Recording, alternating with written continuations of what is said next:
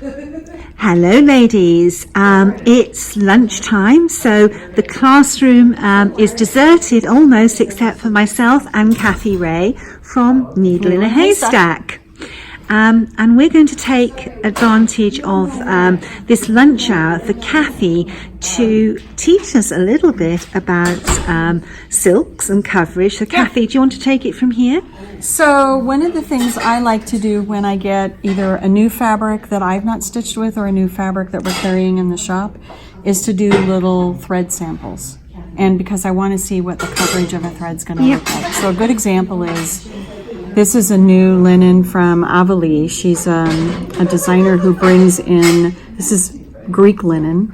It's a 26 count or close enough to that, woven on really old looms, so it looks old. So I did a sample with soie d'Alger, with a Verissoise fine Aubusson wool, and with DMC Floche. So I usually do something like over 1, over 2. This is 1 strand, this is 2 strands, and then some sort of a satin stitch or something like that.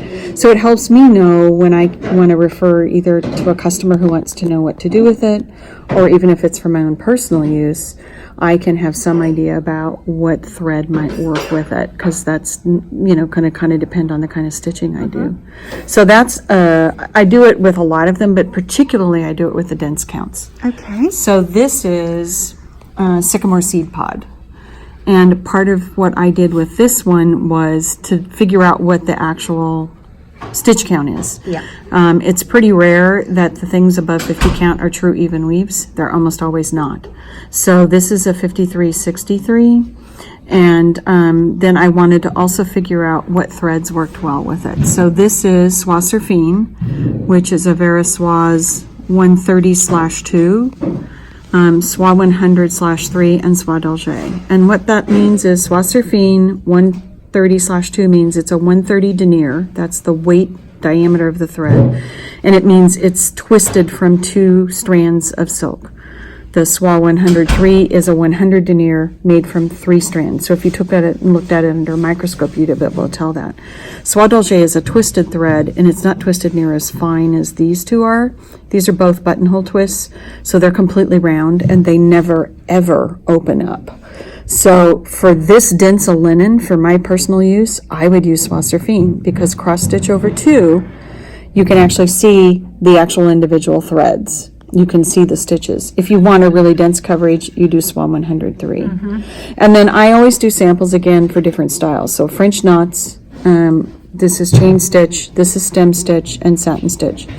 This dense linen, I wouldn't use soie surfine for the satin stitch. I'd use soie 100. So you can mix the threads, or if you wanted it really thick, you could do it with the soie d'Alger.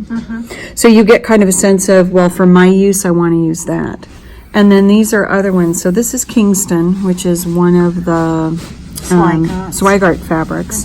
So this is Kingston cream, and then this is Kingston white. And see, I did the same test to see what it counted out to be. And then So it was 59. this one's 53. Yeah, this is 53-59. This is the selvage. I actually marked it. And then this is soie surfine I did the sample with, which I think is really the thing I would do it, particularly if you see how crisp those lazy daisies are, if you're going to do something like that with it. So just to recap, that's with the surfine. That's with soie surfine, yeah. Okay. And then this is the Kingston cream ivory. So that is a different count. Yeah, this one came out to be 53-60.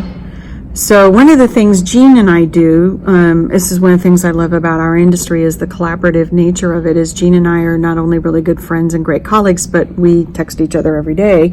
And some of those texts are, okay, I stitched this on this fabric. What does yours count out to be? Yeah. Because she's got a later mill run of one of the fabrics than I do, and the counts aren't the same. No. I also find that if you do your little swatch in the center of the fabric, it can sometimes be different to the outside. So I tend to do mine closer to the edge of the selvage that you get. Yeah, so I tend to do mine in the middle as well. Yeah, just to try. I'll try that. I haven't done that before, but that seems like a really good suggestion. Now, I love the idea of doing this because, again, it's one of the things I've been talking about in the class. It's about a doodle cloth, testing your thread coverage on different types of And I just use a really fine permanent pen. This happens to be a Japanese pen, and I got off of eBay or off of Amazon that I really like. But Pigma, which makes a lot of pens for the craft market, they make an 003, which is the finest one I have ever found. It comes in sepia and in black, and I use it a lot of time for outlining my embroidery stuff, but I also use it for writing notes on my fabric. I write on my fabric samples. I don't want to have something else that might go missing from it. And so in addition to the, so like I said, I'll usually do like a cross stitch. So this is 103, this is Surfine. So I'll do cross stitch, then this is over 2, cross stitch over 1. This is tent stitch.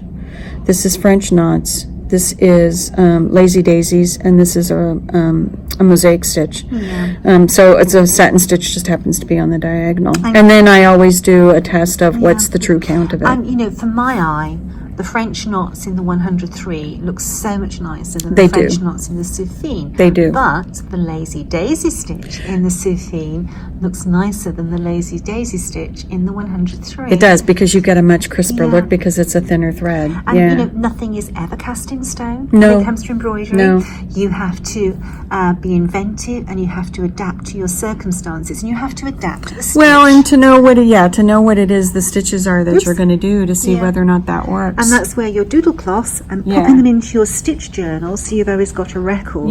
So then I decided, so this is kind of in that vein, but in a different sort of way. So I wanted to do, the thing that attracted me about Lucy Navier was the tree. I love French knots. I like doing embroidery as well as counted work. I do pretty much everything. But and I've started the border. I'm about halfway through the upper part of the border, but I really want the tree, and I didn't want to have to go all the way down to the bottom of the sampler and start there. So what I did was I took pictures of the pages that had the tree on it, basically using an app, some apps on my phone, cut them apart, glued them together, put them in another app that I drew over, saved it as a photograph, and then I shrunk it by about 40%. So this tree is much, much smaller. Now you could do the same thing if you took photocopies of the pages, cut them apart, glue them together, take a picture of it, Bob's your uncle kind of thing. Now, I don't mind drawing on my fabric. I started out as an embroidery person, and I think when I was 6 or 7, my grandmother taught me. So drawing on my fabric doesn't freak me out. I know it does tend to freak a lot of people out. You could just use it, you could just baste something over it if you wanted to, and then pull it out. Well, the way it was charted, that the outlines were counted out, and you could actually base that out in an inexpensive sewing but because I changed the scale so much, that wouldn't work, because I wasn't really trying to keep it counted. This is 45 count Florence ivory. Legacy linen is what Access brings it in as. It's Graziano linen, and under the Legacy name it's Jersey cream. Even though it's a 45 count, and I do counted work on it, because the threads in the fabric are so plump, it makes a fabulous embroidery ground. And so I did stem stitch. This is with SWA 100. I did stem stitch with the SWA 100, and then I've started doing variants on a French knot. So these are not all the same. There's single twist French knots, there's double, and there are colonial knots. And that adds wonderful texture. Because I want that height difference. I don't want it to be flat. I totally agree. But with the people that do use sewing cotton to baste out or count out the tree, this is what this would look like. The lines that you've drawn would be drawn in sewing thread, and then you just start to fill them in as Cathy has done. And then just pull the threads out as you're going. That's right. Yeah. Or you might not even have to if you've embroidered over them slightly. Yeah, as long as you don't leave them visible, then you're fine. Right. Yeah. I love the way you've textured your French knots.